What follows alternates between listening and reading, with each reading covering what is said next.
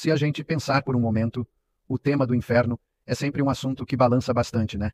A discussão gira em torno se ele é um lugar literal ou apenas uma imagem simbólica da separação de Deus. Interessante, e o debate realmente não para. Quais são os pontos principais dessa discussão? Olha, tradicionalmente a maioria dos cristãos sempre viu o inferno como um lugar real, com localidade bem definida, um local de tormento eterno. Tem toda uma ênfase em textos como Mateus 25:46 e Marcos 9:43, onde se fala de fogo eterno, trevas exteriores e choro e ranger de dentes. Então, na visão tradicional, a ideia é de um sofrimento consciente e uma separação absoluta de Deus, certo? Exatamente.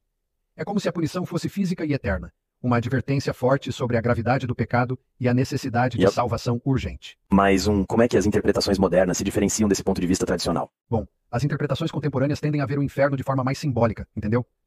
Elas argumentam que as imagens de fogo e trevas foram, utilizadas de forma metafórica para descrever não tanto um lugar físico, mas o estado de estar distante do amor e da presença divina.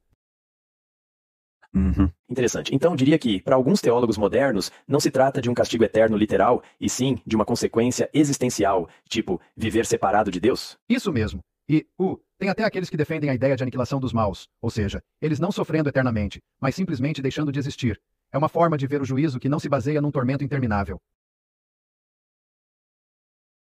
Mas se, por um lado, temos essa abordagem mais branda, como se equilibra essa visão com o caráter severo que vemos nos textos, tipo aquelas advertências fortes de Jesus? É justamente aí que a discussão se torna rica.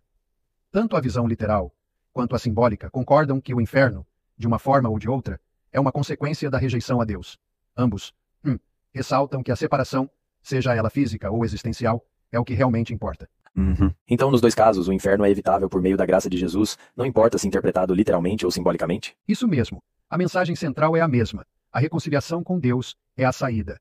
Deus sempre chama para a vida abundante e eterna, e essa esperança é o que se destaca, independentemente da abordagem interpretativa. Agora tenho uma questão. Você não acha que uma visão literal poderia incentivar uma percepção de punição excessivamente cruel, enquanto a simbólica realça, a misericórdia de Deus? Olha, exatamente esse é um ponto de crítica válida. A interpretação literal enfatiza o tormento eterno, o que pode ser visto, como um castigo implacável, enquanto a interpretação simbólica ressalta que a justiça divina também tem um lado misericordioso.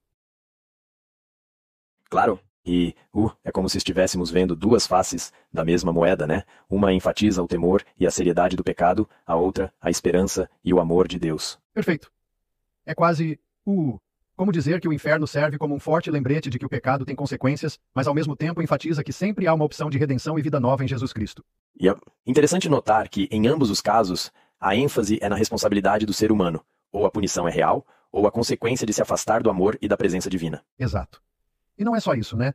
A discussão, seja ela sobre o inferno literal ou simbólico, serve de chamado para que a humanidade avalie suas escolhas, sabendo que, a reconciliação com Deus é a chave para evitar essa separação extrema.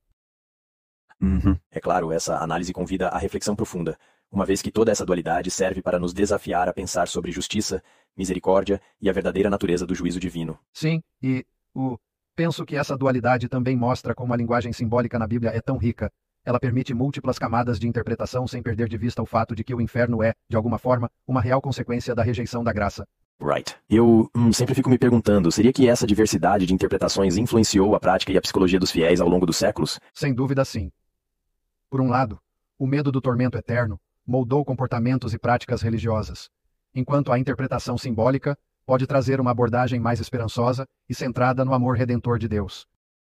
Interessante, é como se o inferno funcionando como um espelho que reflete tanto a punição quanto a possibilidade de transformação, não é? Exatamente. É como se o inferno atuasse como um lembrete para que a gente se reconecte com o divino. Isso sem falar que, ao mesmo tempo, ele reforça a ideia de que há, uma escolha. Podemos optar pela vida plena em Deus. Agora, cá entre nós, como você responderia para alguém que diz que essa abordagem simbólica enfraquece a seriedade do pecado? Olha, eu entendo essa crítica. É um ponto delicado.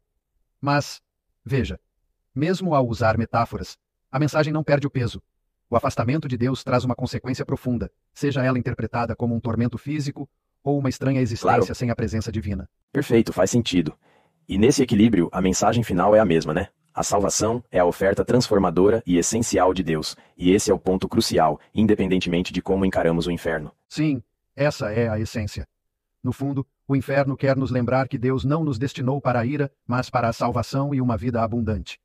Qualquer interpretação é um convite para refletirmos profundamente e vivermos de acordo com esse chamado. É incrível como, mesmo em temas tão controversos, conseguimos encontrar um ponto de convergência, a importância da graça e reconciliação com Deus. Exato. E essa convergência serve como um lembrete. Se estivermos dispostos a responder a esse chamado, podemos transformar nossas vidas, deixando de lado não só o temor, mas abraçando uma esperança eterna. Sabe, é como se estivéssemos diante de uma encruzilhada, ou escolhemos o caminho da separação, com todas as suas consequências, ou nos voltamos para a esperança e o amor oferecido. Exatamente. E essa escolha está evidente em cada palavra e metáfora utilizadas. Tanto a visão literal quanto a simbólica nos impulsionam a buscar essa reconexão com o divino. E, por fim, é justamente essa mensagem, a de reconciliação e da esperança através de Jesus, que destaca a obra transformadora da fé, não importa como interpretamos os textos. Sim, de fato. Então fica o convite para que cada um reflita sobre essas perspectivas e, acima de tudo, abrace a vida de graça que Deus oferece, pois essa é a verdadeira saída.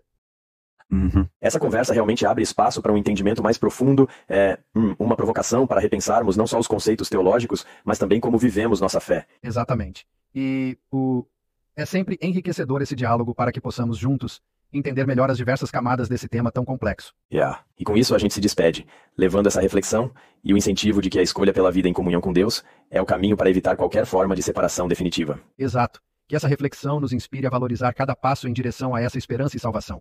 Até a próxima e, que a graça seja constante em nossas vidas.